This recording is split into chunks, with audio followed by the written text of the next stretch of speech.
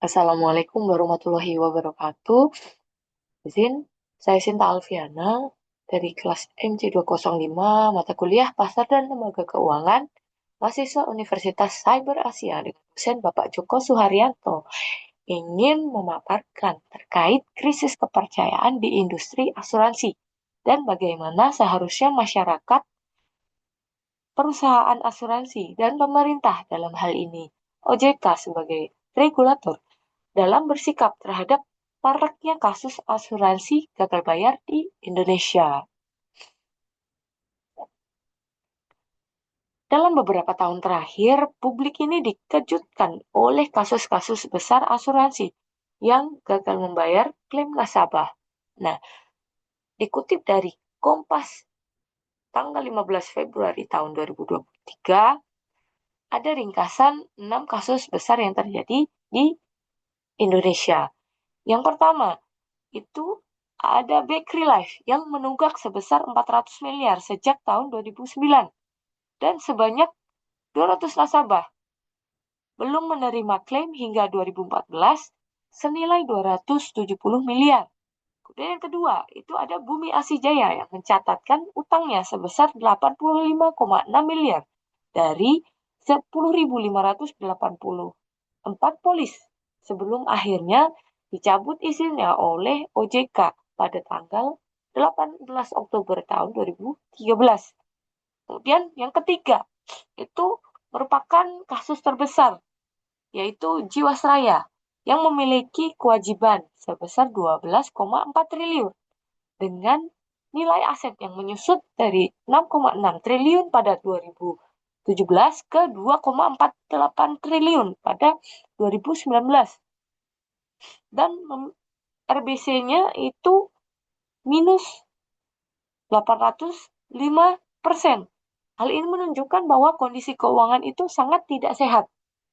Kemudian yang keempat, ada Bumi Putra 1912 juga mengalami masalah dengan kewajiban sebesar 31 triliun dengan asetnya itu sebesar 10,28 triliun pada 2018 dengan RBC sebesar 628,4% dan tunggakannya itu sebesar 2,7 triliun pada 2019. Kemudian ada Wanarta Life yang memiliki aset sebesar 270 miliar, jauh dari liabilitasnya sebesar 15,84 triliun. Sehingga pada tahun 2022 izinnya itu dicabut oleh OJK. Kemudian yang keenam, ada Krishna Life yang sejak tahun 2022 menunda pembayaran klaim sebesar 6,4 triliun kepada lebih dari 12.000 nasabah. Nah, bagaimana dampaknya terhadap masyarakat? Yang pertama, krisis kepercayaan. Kasus gagal bayar seperti yang terjadi pada uh, Jiwasraya, Bumi Putra, dan Wanarta Life telah menyebabkan penurunan kepercayaan masyarakat terhadap industri asuransi. Kemudian yang kedua, kerugian finansial yang besar bagi masyarakat. Nasabah itu mengalami kerugian ekonomi besar karena klaim asuransi tidak dapat dibayarkan sesuai dengan perjanjian, terutama jika mereka mengandalkan asuransi untuk kebutuhan penting dan dalam jangka panjang. Kemudian ada minimnya perlindungan hukum yang efektif. Banyak nasabah menempuh jalur hukum, namun terbentur oleh birokrasi, biaya litigasi tinggi, dan proses yang berlarut-larut. Kemudian ada krisis literasi asuransi. Nah, banyak korban itu mengaku tidak memahami risiko produk asuransi, unit link atau investasi tinggi. Kejadian ini menekankan bahwa masih rendahnya literasi keuangan dan asuransi di Indonesia, serta lemahnya edukasi dari perusahaan asuransi itu sendiri. Nah, bagaimana respon masyarakat? Nah, masyarakat itu uh, kepercayaannya cenderung menurun Nah, masyarakat menjadi ragu menggunakan layanan asuransi, baik jiwa, kesehatan, maupun investasi. Stigma negatif itu mulai muncul, sehingga menyebabkan penurunan jumlah masyarakat di Indonesia yang menggunakan produk asuransi. Kemudian ada tuntutan hukum. Nasabah yang dirugikan biasanya mencari jalur hukum untuk menuntut hak mereka.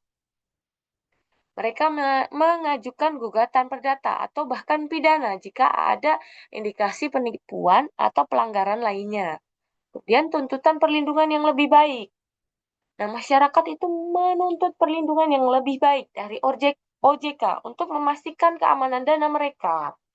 Nah, kemudian ada peningkatan literasi keuangan. Kasus gagal bayar itu juga mendorong peningkatan literasi keuangan di masyarakat agar mereka lebih memahami produk asuransi dan hak-hak mereka. Kemudian ada tuntutan transparansi. Masyarakat menuntut transparansi yang lebih baik dalam pengelolaan keuangan perusahaan asuransi. Nah, bagaimana respon dari perusahaan asuransi? Pertama, ada perbaikan tata kelola internal, penerapan tata kelola perusahaan yang lebih baik, manajemen risiko yang efektif, dan kepatuhan terhadap regulasi dapat mencegah terjadinya gagal bayar. Kemudian, ada transparansi. Transparansi dalam mengelola keuangan asuransi itu penting untuk menjaga kepercayaan nasabah. Kemudian ada pengawasan internal. Perusahaan asuransi itu perlu memiliki sistem pengawasan internal yang efektif untuk mendeteksi dan mencegah masalah sejak dini. Kemudian ada penguatan rasio solvabilitas atau RBC. Beberapa perusahaan meningkatkan modal untuk memenuhi ketentuan RBC yang minimal 120% dari OJK. Kemudian ada diversifikasi investasi. Perusahaan mulai mengalihkan dana ke instrumen yang lebih aman, seperti surat utang negara atau SUN dan deposito untuk menghindari risiko tinggi. Kemudian ada restrukturisasi produk. Perusahaan itu menyesuaikan produk asuransi, khususnya unit link, agar sesuai dengan ketentuan OJK dan lebih mudah dipahami oleh nasabah. Kemudian, bagaimana respon dan peran dari OJK sebagai regulator? Pertama, itu pengawasannya lebih ketat dan pencabutan izin.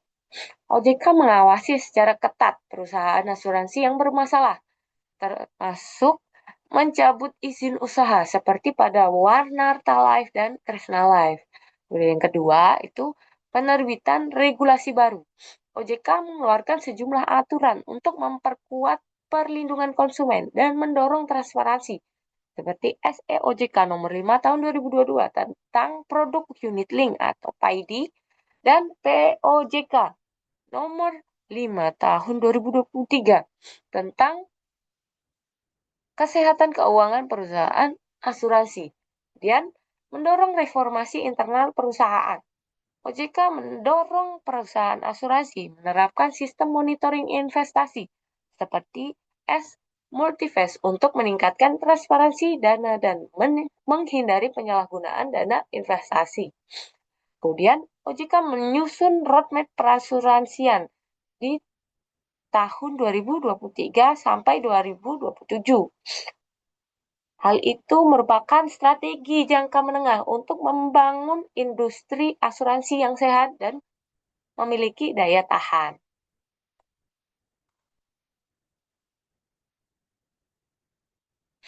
Kemudian, bagaimana tantangan dan kritik terhadap OJK? Yang pertama, penanganan hukum itu belum optimal.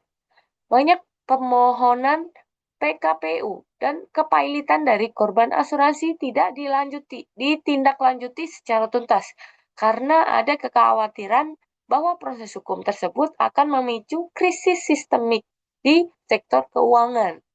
Kemudian ada respon lambat dalam menyelesaikan klaim. OJK dinilai tegas dalam menutup atau mencabut izin perusahaan bermasalah, namun tidak cepat dalam membantu nasabah menyelesaikan klaim yang belum dibayar. Kemudian, belum ada lembaga penjamin polis. Hingga saat ini belum tersedia institusi resmi yang menjamin dana nasabah jika terjadi gagal bayar. Hal ini membuat rasa aman masyarakat terhadap produk asuransi semakin menurun. Untuk penjelasan tambahan, PKPU dan kepailitan adalah mekanisme hukum yang seharusnya bisa digunakan oleh korban untuk menuntut hak-haknya. Namun, apabila OJK atau pengadilan enggan menjalankan proses ini, konsumen akan kehilangan akses ke penyelesaian yang adil. Kemudian, penjamin polis seperti LPS dan di sektor perbankan itu belum memiliki asuransi, belum ada di asuransi. Akibatnya apa? Jika perusahaan bangkrut, nasabah akan kehilangan seluruh dananya tanpa adanya jaminan. Nah, bagaimana rekomendasinya untuk masyarakat? Yang pertama, masyarakat bisa mempelajari dengan cermat jenis polis, manfaat, risiko, dan hak atau kewajiban sebelum membeli produk asuransi. Kemudian, jika terjadi kendala klaim, segera manfaatkan layanan pengaduan OJK atau dengan mengkontak OJK 157 atau melaporkan ke LAPS SJK. Kemudian, pilih perusahaan yang terdaftar dan diawasi oleh OJK sebelum membeli produk asuransi. Nah, bagaimana rekomendasi untuk perusahaan? Yang pertama itu menerapkan sistem segregasi dana seperti S-Multivest agar dana nasabah tidak tercampur dengan dana operasional. Kemudian, meminimalkan risiko investasi dengan fokus pada instrumen keuangan yang aman dan sesuai dengan profil risiko nasabah. Kemudian, mengedukasi nasabah secara aktif tentang cara kerja produk asuransi, bukan hanya menjanjikan imbal hasil saja. Nah, kemudian rekomendasi untuk OJK atau pemerintah.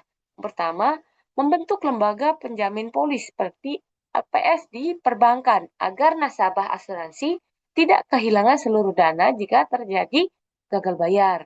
Kemudian, mempermudah akses PKPU atau kepailitan dan melakukan tindak tegas pada perusahaan yang tidak melunasi klaim. Kemudian, lakukan pencabutan izin usaha harus disertai dengan pendampingan aktif dalam penyelesaian klaim nasabah hingga semuanya tuntas. Baik, sekian pemaparan dari saya. Terima kasih. Wassalamualaikum warahmatullahi wabarakatuh.